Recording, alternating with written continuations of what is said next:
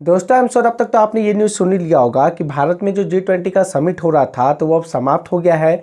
जितने भी राष्ट्राध्यक्ष आपका विदेशों से आए थे तो वह वापस जा चुके हैं। इवन जो G20 का प्रेसिडेंसी है यानी कि होस्टिंग जो इंडिया कर रहा था तो अब इंडिया ने उसको आपको ब्राज़ील को सौंप दिया है और अगला जो G20 समिट होगा तो वो ब्राज़ील की अध्यक्षता में होगा। ये जो 2 दिन का समिट हमारे देश में हुआ है जिसमें कि दुनिया भर के राष्ट्राध्यक्ष हमारे देश में आए, तो इससे हमें क्या फ़ायदा मिला। इस समिट में मैं आपको बता दूं कि इस G20 समिट को होस्ट करने में इंडिया को करीब 4100 करोड़ रुपए खर्च करने पड़े हैं। तो ये जो जितना भी पैसा खर्च हुआ है तो क्या ये वाजिब खर्च हुआ है? आखिर G20 समिट से हमें क्या मिला? चलिए आज इस वीडियो में हम इसी पर बात करते हैं। तो देखो, इस वीडियो को स्टार्ट करने से पहले मैं आपको थोड़ा सा G20 का बैकग्राउंड देना चाहूँगा कि जिनको G20 के बारे में नहीं मालूम है। तो देखो, जो G20 का ग्रुप है ना, तो आपका 19 देश और एक यूरोपियन यूनियन का संघ है जिसमें कि दुनिया भर के राष्ट्राध्यक्ष हर साल एक जगह पर मिलते हैं और बहुत सारी चीज़ों के बारे में बात करते हैं। और इनका खास करके जो आपका मकसद तो एक्चुअली में होता है इकोनॉमिक, लेकिन बहुत सारी पॉलिटिकल बातें भी होती है क्योंकि दुनिया के टॉप 20 कंट्री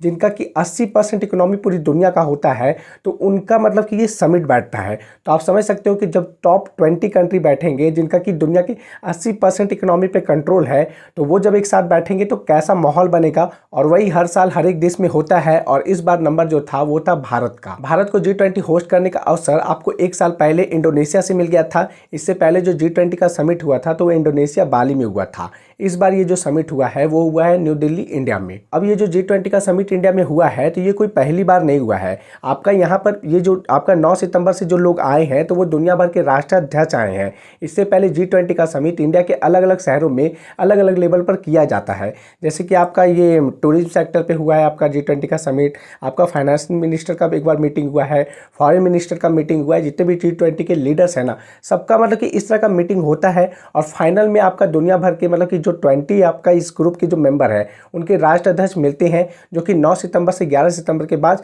मिले हैं और फाइनली इस G20 का समिट समाप्त हुआ है। इस दौरान जैसा कि आप जानते हो कि दिल्ली को पूरी दुल्हन की तरह सजाया गया था, बहुत सारी मूवमेंट को रिस्ट्रिक्ट कर दिया गया था, स्कूल बंद कर दिए गए थे, आपके सरकारी ऑफिस कुछ भी जो प्राइवेट ऑफिस है वो सारे बंद कर दिए गए थे क्योंकि सिक्योरिटी रीजन्स बहुत ज़्यादा मैटर करता है। समझ रहे हो, दुनिया के टॉप 20 लीडर्स यहाँ पर आ रहे हैं दिल्ली, तो उनका सिक्योरिटी अरेंजमेंट किस लेवल का होगा। ये जो समिट हुआ है तो इसके बारे में आपने ये तस्वीर देखा ही होगा, इसको बोलते हैं भारत मंडपम, जहाँ पर ये पूरी तैयारी की गई थी। इवन जो G20 समिट हुआ है तो इसी के अंदर हुआ है और सामने आप देख सकते हो कि कितना खूबसूरत है। ये सामने नटराज की मूर्ति रखी हुई है और ये एक्चुअली में कह सकते हो ना कि ये जो G20 समिट हुआ है तो ये इंडिया को पूरी दुनिया को शोकेस करने का मौका मिला है।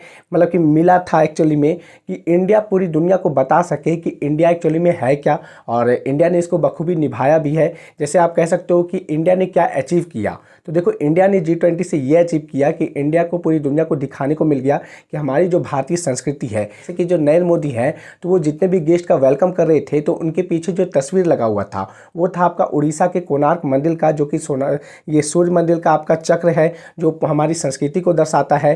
जो 13वीं शताब्दी में आपका वो मंदिर बना हुआ था जो अब तो टूट गया है, मतलब उस समय तोड़ दिया गया था आक्रमणकारियों द्वारा। उसके बाद एक तस्वीर वायरल हुई है जिसमें कि नरेंद्र मोदी आपका जो बाइडेन जो कि USA के प्रेसिडेंट है उनको नालंदा विश्वविद्यालय के बारे में बता रहे हैं और साथ में जितने भी गेस्ट आ रहे थे ना तो वहाँ पर आपका डिफरेंट योगासन दिखाया गया था आपका स्कल्पचर के रूप में। फिर आप ऐसे समझ सकते हो कि अलग अलग जो हमारी संस्कृति है, बहुत सारे जो गॉड गॉडेस है तो उनकी मूर्ति रखी हुई थी, जिससे कि दुनिया भर के डेलीगेट्स आपका प्रेसिडेंट के साथ कितने लोग आते हैं तो दुनिया भर के जितने भी राष्ट्राध्यक्ष आ रहे हैं तो उनके साथ जितने भी लोग आ रहे हैं तो और चूँकि इवन जो ये प्रेस वाले हैं तो ये सब जितने भी लोग आ रहे हैं तो वो पूरी भारत मंडपम में हमारी सारी संस्कृति कल्चर को देखेंगे।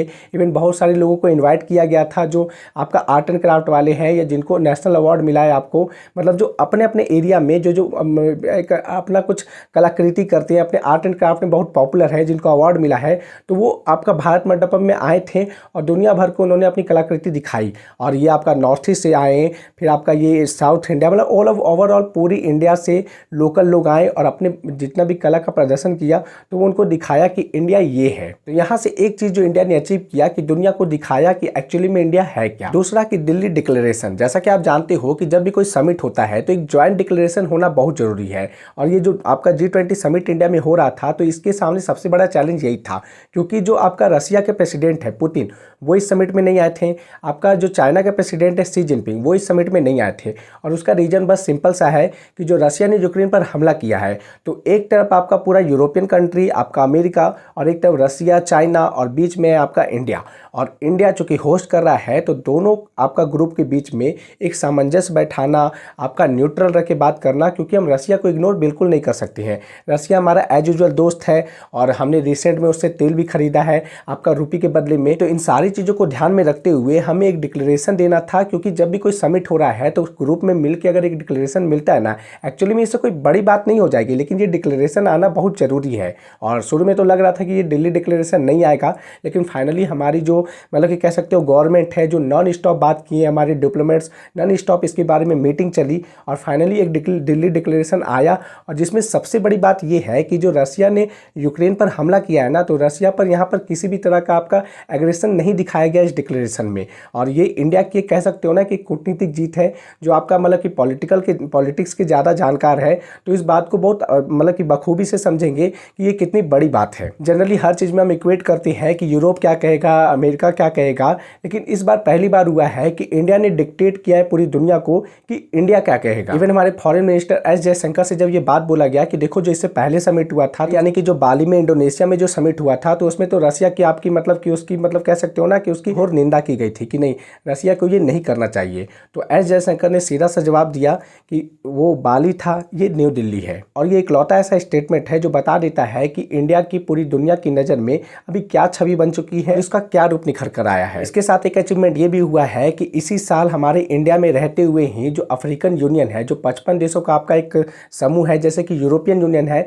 तो अफ्रीकन यूनियन आपका 55 देशों का आपका जो समूह है, तो वो फाइनली आपका G20 का मेंबर बन चुका है। और चूंकि ये इंडिया की अध्यक्षता में हुआ है, तो आप समझ सकते हो कि इंडिया आपका मतलब कि जो अफ्रीकन यूनियन है, तो वहाँ तो मैक्सिमम गरीब देश है ना, जो कॉलोनियल मतलब जो पहले कॉलोनी हुआ करते थे वो यूरोपियंस के, और इवन अभी भी चल रहे हैं, तो वो चूँकि इंडिया के अध्यक्षता में हुए हैं, तो इंडिया कह सकते हो ना कि जो ग्लोबल साउथ है, जहां पर डेवलपिंग कंट्री पुअर कंट्री है, तो उनको लीड करने के मामले में इंडिया का ये एक अपर हैंड हो गया है। इससे पहले चाइना और इंडिया के बीच में राइवलरी चलता है, तो चूंकि इंडिया कह सकते हो ना कि चाइना का जो भी मकसद होता है वो होता है कि लोन दो, उसको डुबाओ और तुम्हारा रिसोर्स को हम यूज करेंगे, जबकि इंडिया का ऐसा कंसर्न नहीं है। उनका इंडिया का सीधा है कि भैया आप डेवलप करो, हम आपको हेल्प करेंगे, इस तरह का कंसर्न रहता है। तो अफ्रीकन यूनियन वाले हो गए या जितने भी पुअरेस्ट कंट्री है ना, उनका झुकाव चाइना के कंपेरिजन में इंडिया में थोड़ा ज़्यादा रहता है। तो आगे जब भी कोई सिचुएशन आएगा तो आपको ध्यान होगा कि यहाँ पर अफ्रीकन यूनियन आपका इंडिया को ही सपोर्ट करेगा। आगे अचीवमेंट के नाम पर और भी बहुत सारी बातें हुई हैं, जैसे कि आपका यूरोप, इंडिया और आपका मिडिल ईस्ट के बीच में एक आपका कि